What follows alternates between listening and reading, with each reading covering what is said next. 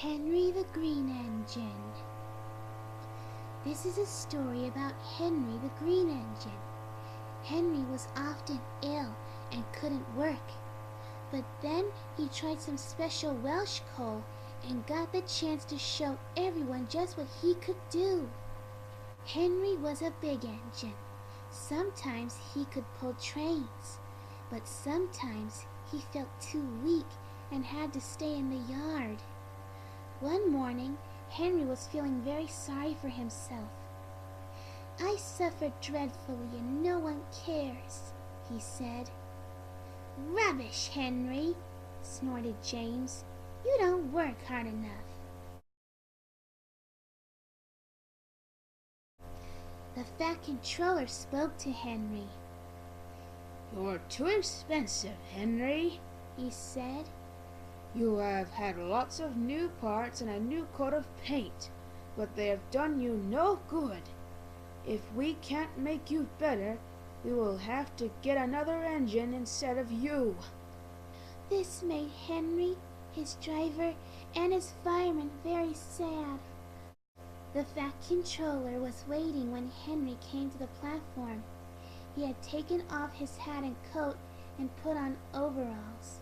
Henry managed to start, but his fireman was not happy. "Henry is a bad steamer," he told the Fat Controller. "I build up his fire, but it doesn't give enough heat."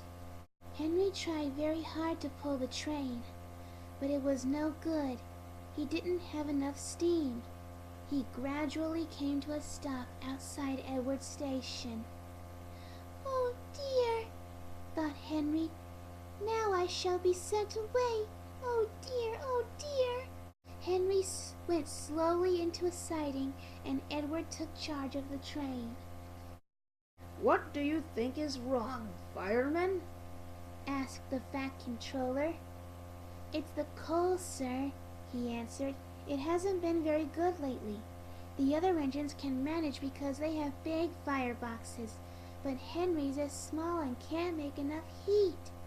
With Welsh coal, he'd be a different engine."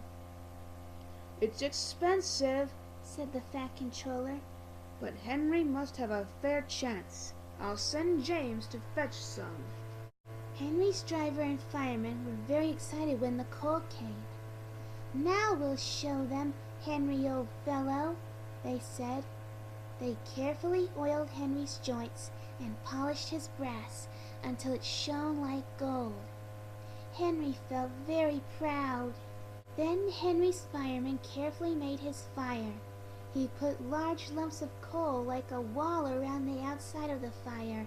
Then he covered the glowing middle part with smaller lumps. "You're spoiling my fire," complained Henry. "Wait and see," said the fireman. "We'll have a roaring fire just when we need it."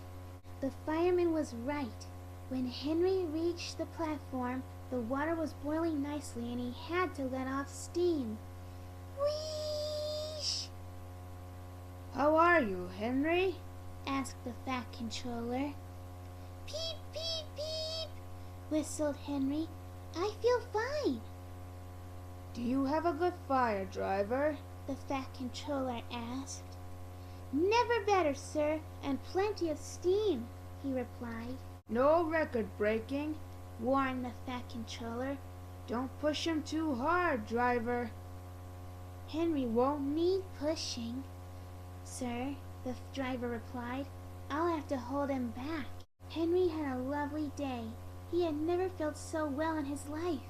He wanted to go fast, but his driver wouldn't let him. "Steady, old fellow," he said. "There's plenty of time." But still, Henry went quite fast, and they arrived at the station early. Thomas puffed in. "Where have you been, lazy bones?" asked Henry. But before Thomas could answer, Henry was off again.